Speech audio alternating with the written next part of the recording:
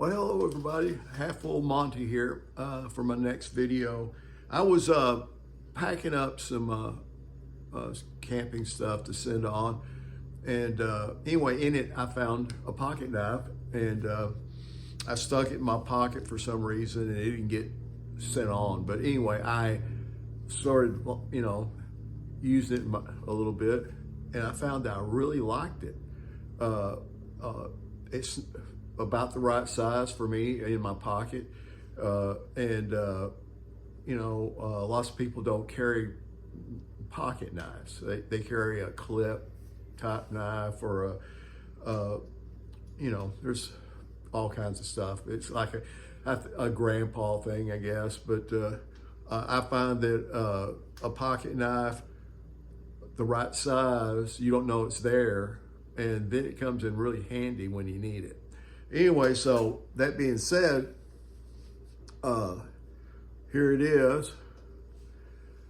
And like I said, I originally got this pocket knife in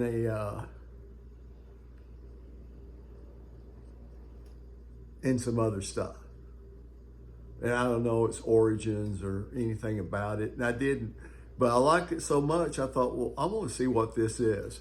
It's got a Boker tag on it. Boker, pretty 300-year-old company in Germany. Anyway,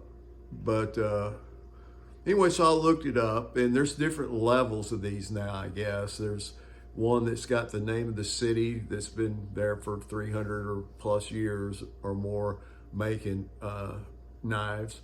And then there's another level that says Germany on it, and I assume it's made in Germany. Anyway, so I researched it. The company is really unique, and I think it's still in business and everything. And local people or Europeans from even countries around there, they go to work there. They keep them employed there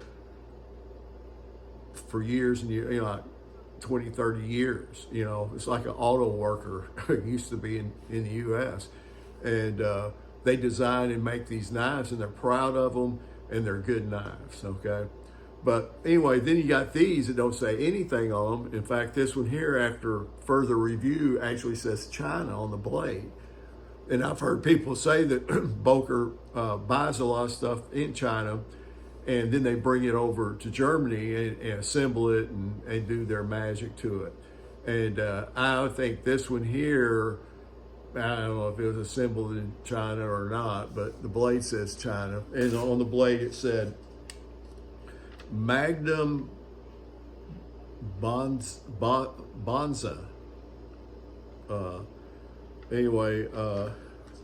So, I've seen these things online, $15.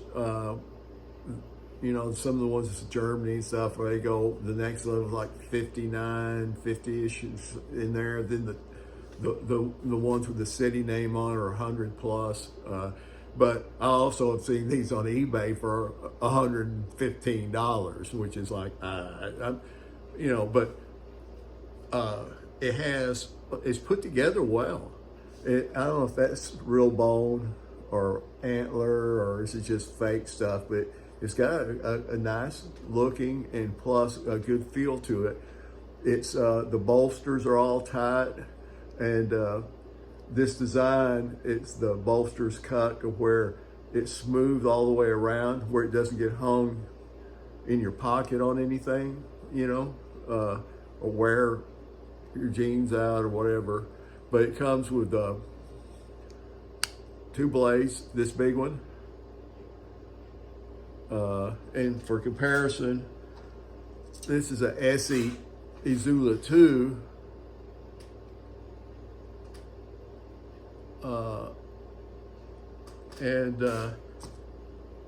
It also has, this one here must not have been used very much, because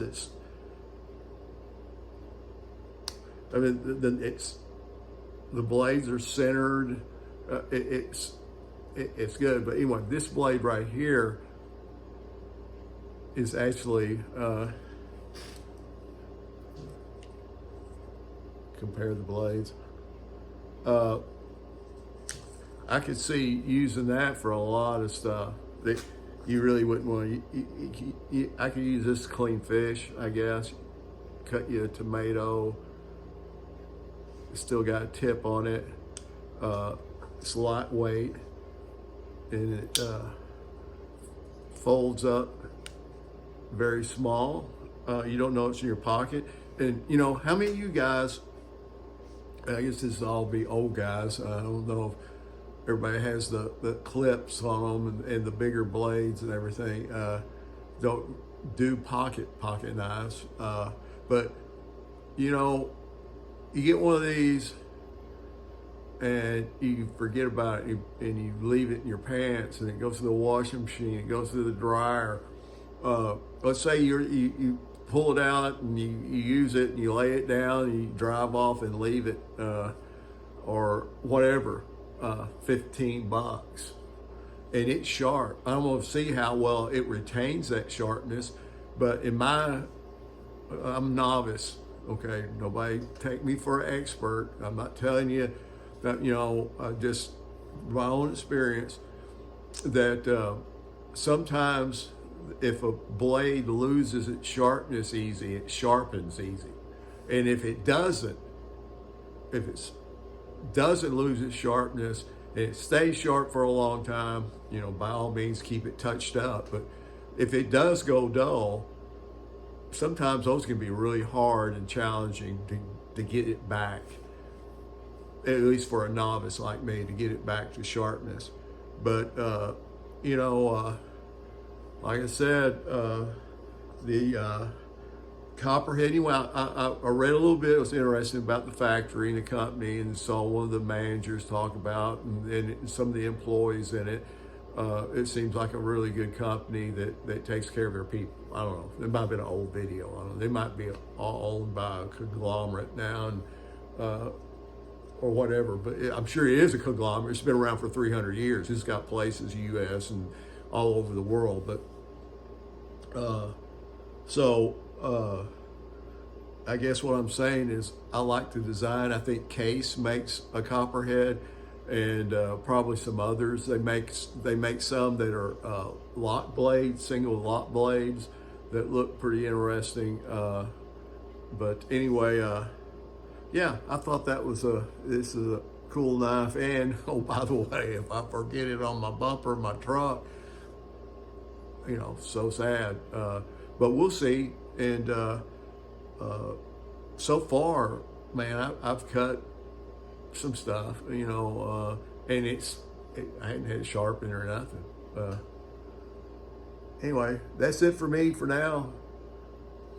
Make sure like, subscribe, comment. Y'all guys can come hate on me because I have a Chinese pocket knife, or tell me about your $100 one, you know, or whatever you want to talk about. That's fine. But anyway, subscribe and share. I'm almost at my goal. I think I need about 9 more to make my goal for this year. And I cross my fingers. I think I'm going to get there. But anyway, half full money out. Have a good holiday season, and see you later.